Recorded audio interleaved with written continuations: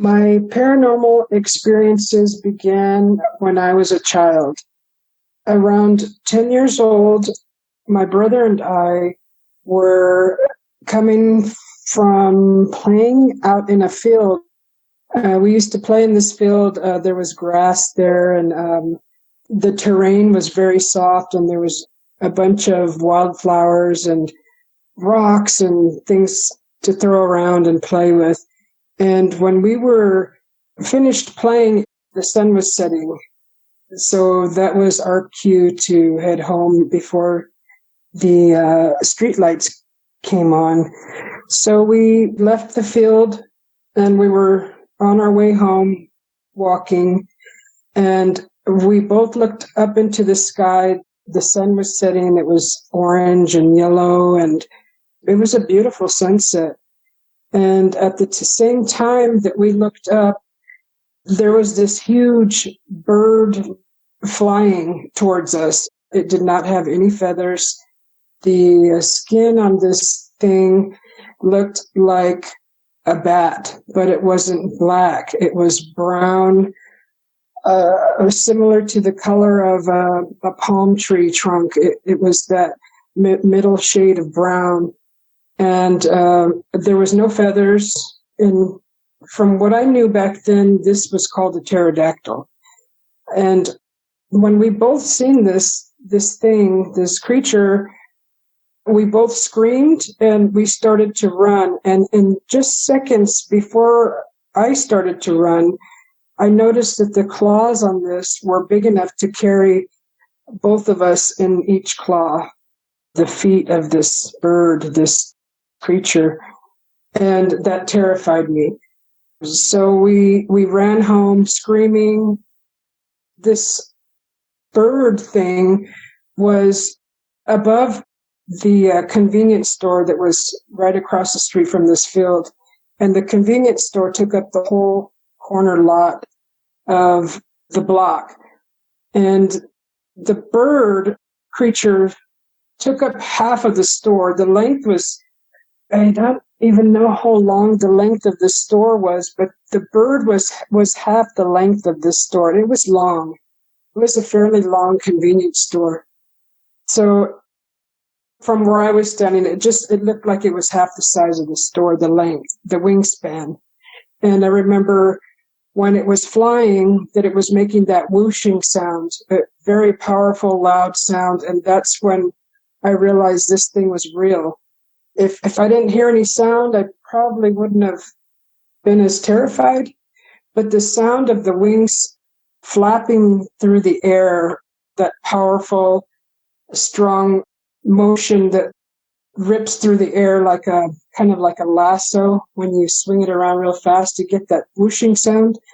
This was the sound that bird creature was making, and that sound was the most terrifying sound coming from something that I thought was extinct at the time. So I guess that's what was terrifying, and also the claws on it, how big they were. They looked like they could easily wrap around each of us, right around our bodies. And this bird pterodactyl thing was heading straight towards us, so that was frightening.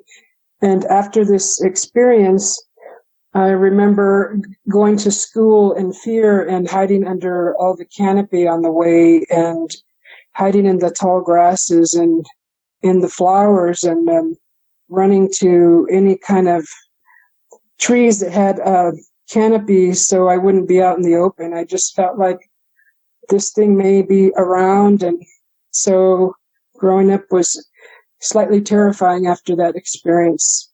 We had to walk to school. While I was in my teens, I used to have to ride my bike in order to exhaust my body enough to get to sleep. If I didn't do this, I would have that achy sensation in my legs, which was, I don't remember the word for it. I believe it was called restless legs syndrome. And this followed me into my adult life. So one night I was riding my bike It was around midnight, and I was on my way home. The atmosphere in this area that I was bicycling through changed. The air felt thicker, and the atmosphere felt thicker. It felt thick enough that you can just pull a knife out and cut like a donut out of the atmosphere. That's how thick it felt. And when I rode through that, I just suddenly lost all memory of where I was at. I stopped the bike and I stood there with the bike, and I was just kind of standing there in the middle of the road looking around, and nothing looked familiar. And I was trying to figure out what state I was in, where I lived. I did know who I was, but I didn't know where I lived or what state I was in. And in the past, I had already lived in another state prior to that, so I wasn't sure. I kept getting small flashbacks of the home state that I grew up in, and then I wasn't sure where exactly that was. I was confused. So what I did was I got on my bike and I was facing west, and I figured I'm just going to continue in this direction. And at the time, I didn't know north, south, east, or west, but when I think back on it, I realized that it was towards the sun setting. So that's where I was headed. I decided just to continue in that direction. And after about an hour, I figured out that, okay, I'm in this state. And the memory started coming back just really slowly, but in a fog.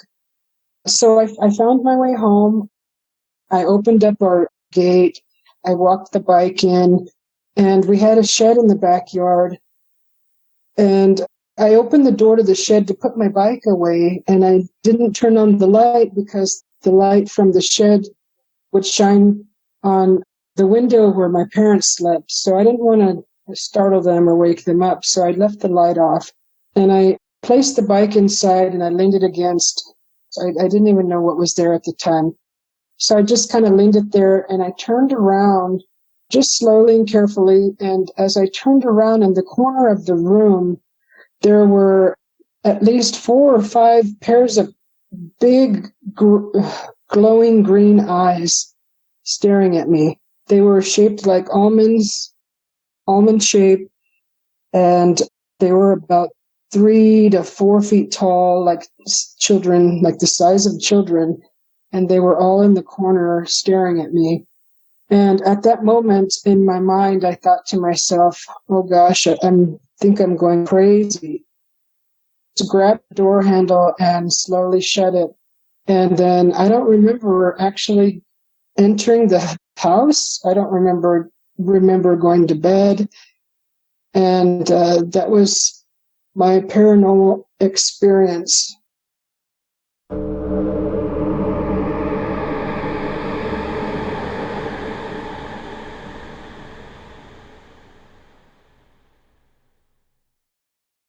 My paranormal experiences changed the way I look at the world.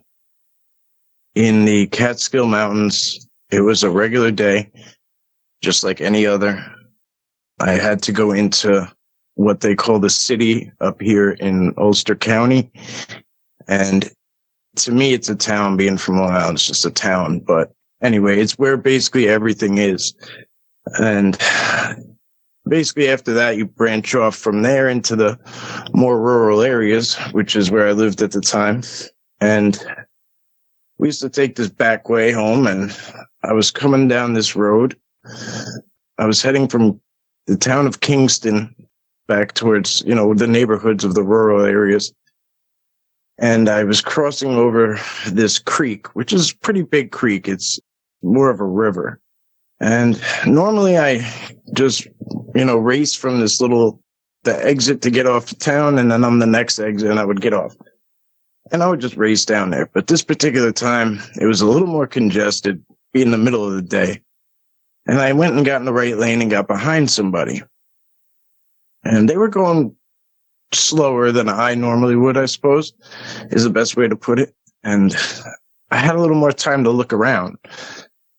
And I I was scanning the mountain ranges, and knowing I was coming up over the creek soon, over the bridge before my turn off.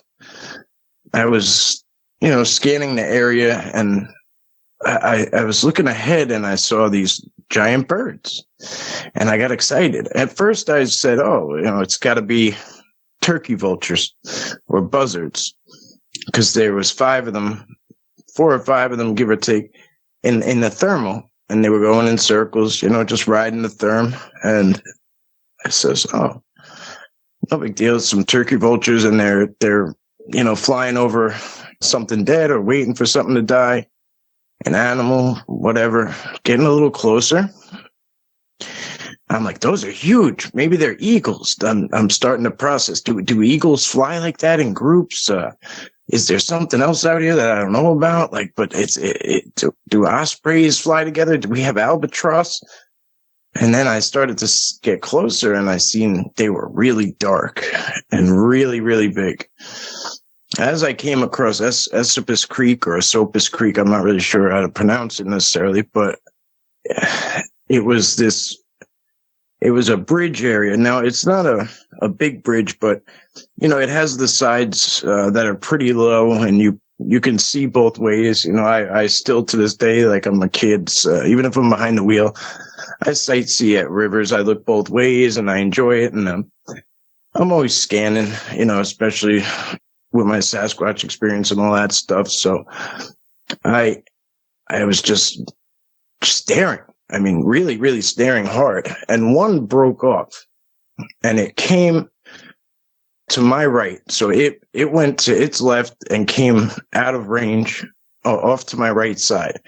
So I couldn't see where it went as it came down because of the trees in the way. But what it did was it doubled back and flew directly in front of us. So as my truck was coming, and I have a really, really big SUV, it's a QX56, like really big truck. And it came and flew right back in range where it intersected right in front of me. I remember holding my breath. I looked over at the person I was with. They were staring at it too. We could hear it. Even inside the vehicle with the windows up, you could hear the whoosh it made, the sound that it made when it flapped its wings. And I do believe that's the reason it gets the name Thunderbird, because there's nothing I've ever heard like that besides thunder. I've heard big birds flap, but this was something totally different. And after that whoosh, it scared me so much that it had my full attention, even though I was behind the wheel. And then it demanded my full attention because its wings came back out and spread out again. And I tried to look around it. And that is when I realized its wingspan covered all 4 lanes. 2 lanes on my side, 2 lanes on the other side. And now I couldn't even see the river on either side. When I glanced both ways, you couldn't even see the river except exactly on your parallel, because it had everything blocked out. That's how big its wingspan was. And I was forced to look at it. I didn't get as good of a look at it as the person I was with did. But what I recall from it was a darkish brown, darkish gray, like leathery. I'm pretty sure I was looking at a dinosaur, not a bird. Very pterodactyl-like, if you will.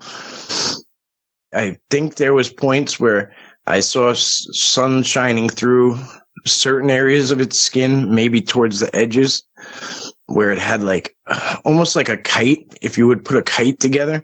And it has you could see where the metal part of or the plastic part of the kite sticks through the mesh, like that part up there, maybe right at the edges. It was a little see-through, but for the most part, there were no feathers, and it was not see-through. It was just all solid, dark, leathery, very, very scary looking.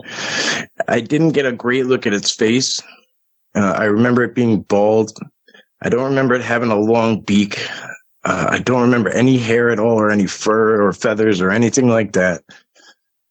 But the sheer size of it and how fast it went up and down around and came down and crossed, And that sound it made just blew my mind. Like it changed my life. Made me really start looking at the skies in a different way, not just at nighttime for, moving stars and things to that effect. And I couldn't really track it where it went after that or anything like that because I was behind the wheel, and it totally took away my line of sight. I could not see anything until it decided it was, going to pass by. What probably was a matter of 3 seconds at most, it felt like an eternity. It was a dinosaur that commanded, us to put our world on hold because we had no other choice. I remember looking at its feet, like thinking it could pick this truck up right now if it wanted to and just take us away. That's how big it was. The other one I wanted to touch on was missing time. This particular occasion, I was at a place called Bluestone Wilderness. Lake Ontario or something to that effect is the lake that it goes around. And it was my first time there, at least going in deep. I had been to the exterior portion of it, but one morning I got up early and I wanted to go out there and really nice. And I wanted to get a good hike in, but I had no idea how far it was. The lake looks like it looks like the trail just goes down around the lake and you end up on the other side. Cause when you come in, there's like a couple of picnic benches, a beautiful little fishing spot, 2 of them, and you could see the other side, clear as day. So I decided to just go in, right? And I'm going to do this. Little did I know, as you go in, you can't just go right around the lake because there's a massive it's a natural quarry, I guess, basically like a big ridge. You have to go up and around a ridge because you can't go down because there's a huge drop. Let's put it that way. So it ended up being a huge hike and all the way around the back. And I want to say it was something like 8 miles in. And I could not seem to find a way to go around it. I was trying to do the whole way around. And by the time I got to the opposite side that I could see from, originally, I got to about that point and a little further. I said, all right, I'm really getting lost here and everything I'm doing is not working out. I'm trying to make sense. And every time I try, and I'm very good with my bearings. I'm a military guy. I'm out in those woods every single day. I'm very, very good with my situational awareness and paying attention to everything and making sure I'm on the right track before I move. And this particular occasion, something changed like that in the snap of a finger. And I says, okay, I got to get out of here. I'm really starting to get weak. I ran out of water. I haven't had breakfast. I've been out here 3 hours or so now. What started at 6 ended up 9, something to that effect. And I decided to turn around.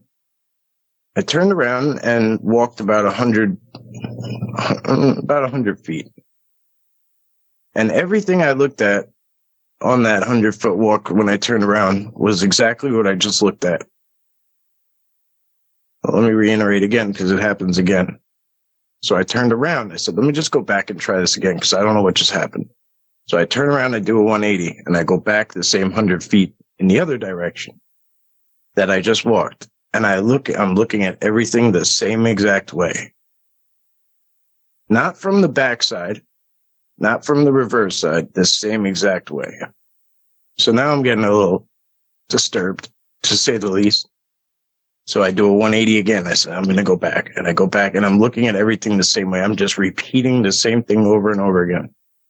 And it's really, really, really starting to bother me now because I cannot understand what's happening to me. I'm turning around and I'm turning around and I'm doing the same thing. So I decided, all right, whatever world, I'm going to go off the trail. And I walked off the trail and the same thing. I was seeing everything in those 100 feet, the same direction, the same exact way. I went back to the trail and walked it the other way. I did north, south, and west. Now I'm going to do east. And I walked it, and all I could see was that same 100 feet. And it was like I was stuck in this, 100-foot circumference bubble that I could not escape. And I'm getting very worked up now. I get back on the trail, and I kneel down, and I'm like, I'm really getting upset. My battery's dead. I'm really having a lot of issues. So all of a sudden I hear people, because I'm right across from where I started. So I hear people just got there, and I can hear them talking and laughing and giggling. And it's probably about a half a mile to a mile across the lake, maybe. Probably more of a half a mile or so. It's hard to say at different points, but I could hear them plain as day because their voice is carrying right across the water. So I can hear them talking regular. So I start yelling, "Hey, help! I'm over here. Hey, hey. Send help, because I'm really upset because I don't know how to get out of this time zone I'm in, or time warp, or whatever." And they're not hearing me. And I raise my voice. I believe I started tearing up because I couldn't understand how I think I couldn't understand how they couldn't hear me. I couldn't understand how to get out. And I started to think I was never going to get out. So I started tearing up, and I was screaming frantically. I'm screaming, "Help me, please, call somebody, answer me," frantic. And I was belting at the top of my lungs, and I can hear them continuously conversing and giggling. So I realized whatever this is that I'm in, they can't hear me in here.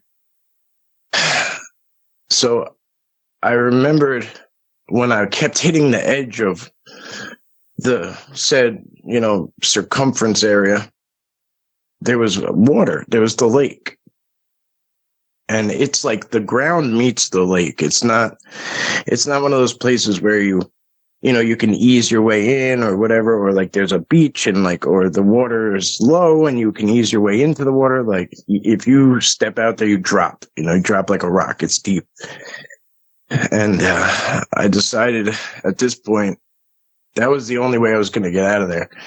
I was getting weaker and weaker by the minute. It was getting hotter and hotter by the minute. I was getting more and more panicked by the minute. I could not catch my composure at this point because I had never dealt with anything like this. I had no reference point to fix the problem. So I went in my bag, and I had thermal cameras and this and that, all sorts of equipment in my bag. And so I started waterproofing everything. I'm just hoping that I'm going to be able to, because as far as I'm concerned, there's a invisible brick wall right there. So I'm pretty much thinking I'm going to go to try to go out, and it's just going to psych me out and turn me around again. But luckily, for whatever reason at this point, I took everything and tried to waterproof it as best I could. And I took all 4 straps and tied them up on my back of my neck, around my shoulders, as tight as I could, as high as I could. And I just took that step off, and I dropped like a stone. And the pack brought me back up. I swam up as best I could, as weak as I was and panicked as I was. And as soon as my head came up, it was like, boo, birds, people, planes, wind, leaves. Everything was back. Everything was back. All the noise, all the air, everything was back. Except I was still stuck in that water now, and I sure was not going to turn around and get back on that land that I was just on. So I swam across, and I when I tell you I was in a complete panic state, I was barely dog paddling, and gasping for air between trying to keep my head above water. I had boots on and pants full of water and you know what I mean? I was suited up for a hike, not for a swim. And I had a bag full of stuff tied tight around my neck because I wanted it to stay above water, and it wasn't a waterproof bag.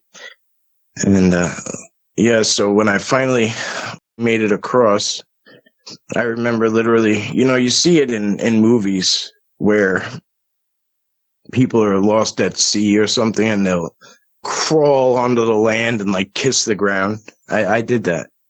I didn't get out and walk away. You know, I crawled out and flopped on my stomach and started kissing the ground. And that was my paranormal experiences. If you've had a paranormal experience and would like to be a guest on the show, please contact us by going to myparax.com. That's myparaex.com. Thanks for listening.